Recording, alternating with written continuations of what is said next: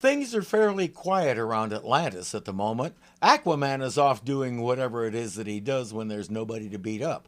What's Aqualad up to? Near an Atlantean power station, Aqualad takes time out for play. With him, his sea pony, and Tusky, his pet walrus.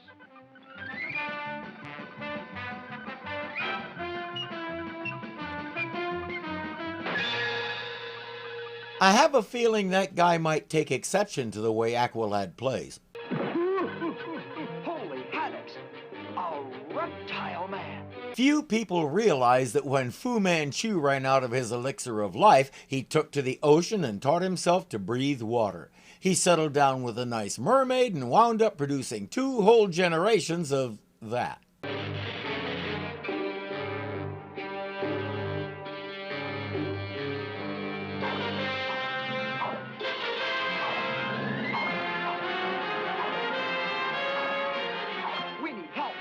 And there's the whole clan right there. Nobody's worried about fitting them all in there because they're squishable. Calling Aquaman! Calling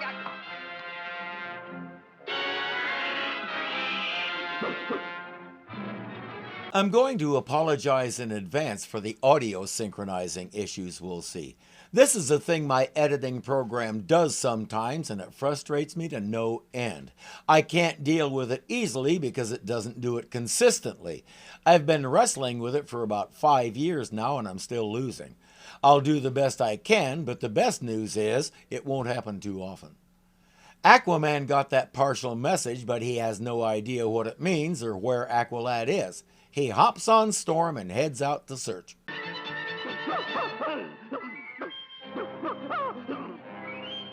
He wants us to follow him, Storm. Aquaman had been watching Lassie on TV since 1954. That's how he knew what Tusky was trying to say. Aqualad's down a well. Good boy, Tusky.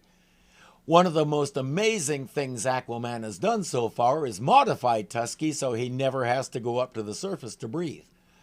The Reptile men are destroying everything in the station, trying to cut off all power to Atlantis and render the city vulnerable. Aquaman is coming.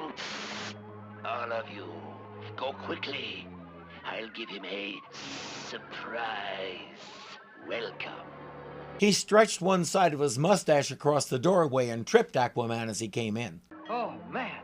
Am I glad to see you. Aqualad, what's happened here? Aquaman! Look out!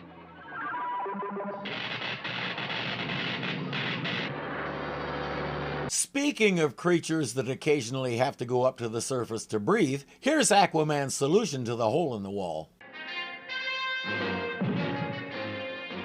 You'll have to bring help from Atlantis, Aqualad, while I track down those reptile men. Just try to bring help back and get that hole fixed before the turtle drowns, okay, Aqualad? Good boy. Guided by watery denizens who have seen the route taken by the reptile men, Aquaman soon reaches a remote tunnel in the ocean floor. We'll gradually move away from the narration and start doing more showing rather than telling. For example, if that scene had been done a few weeks down the line, it might have gone like this instead. Where did they go, my friends? Ah, thank you. Let's go, Storm. A tunnel in the ocean floor. That has to be where they went. That's showing. We don't need narration. But this is only the second cartoon and we're still feeling our way along. Don't worry, eventually our patience will be rewarded. Down streaks the Sea King through the Earth's core, finally to emerge in a vast subterranean air pocket. Aquaman can breathe air, but only for an hour. In this incarnation, if he stays out of the water for longer than that, he dies. An underground civilization of reptile people. Take him quickly, the steel net. His big problem right now is they know that. And as Dr. No after the radiation bath said, that net is steel. He can't get out of it. Now nothing shall stop us from overthrowing Atlantis. We know that for you, 1 full hour away from water means death. So, farewell, Aquaman. Having been a serious Marvel fan at the time this aired, I can't help but compare Aquaman and Prince Namor.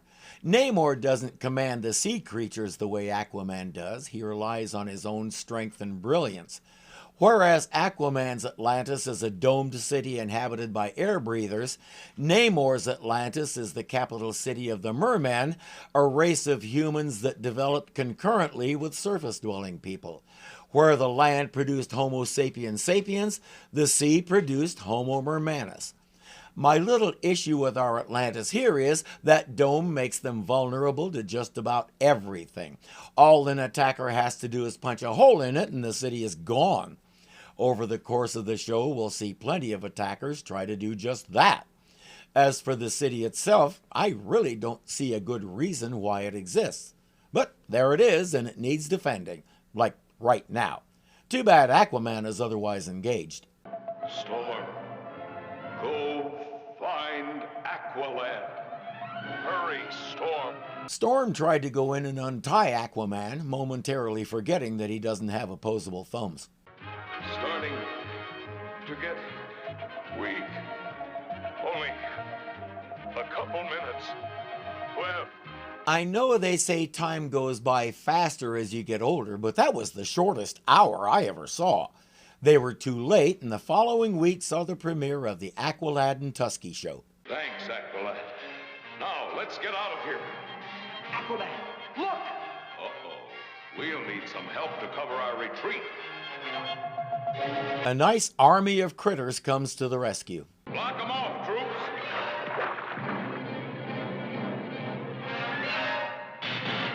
The average manta ray doesn't have a stinger, and it sure isn't electric. But Aquaman has been playing with his Gilbert home gene splicing kit again. He didn't have to modify the reptile men to have glass jaws. That evolved naturally. Now, give us some cover, Octopus. Aqualad, everybody, out of the pool! Get used to hearing him say that. It'll become a catchphrase and he'll use it a lot. Now, what to do about those guys?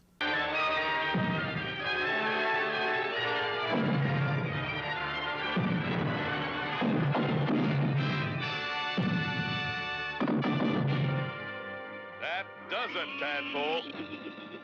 Those reptile men will never get past that barricade. Seal them in. They can live in peace, or however they choose to live, in their own space, and so can the Atlanteans. What a concept. All that's left is the big finish. Okay, Squirt, let's go home.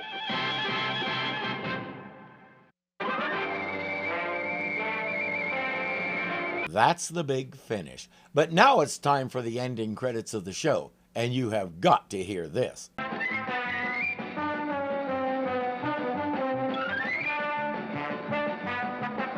What is this music? I thought this was supposed to be a sort of serious superhero show with lots of thrills and perils and such. This sounds like background music for a vaudeville juggling act.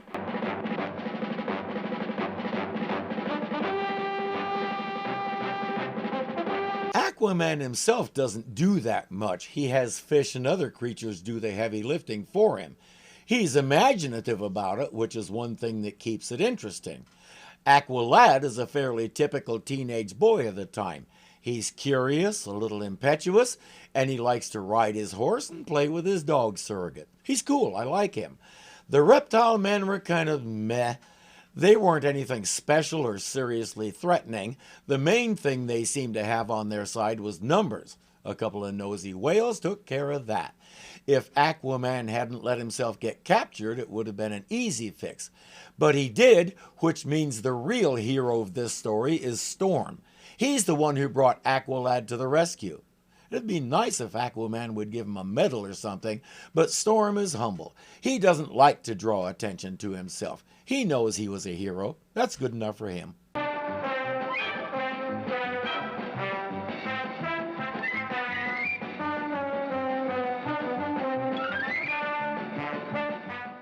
And render the city vulnerable. But Aquaman is he's imaginative about it. Come on, behave yourself. The hero of this story is I was rolling too.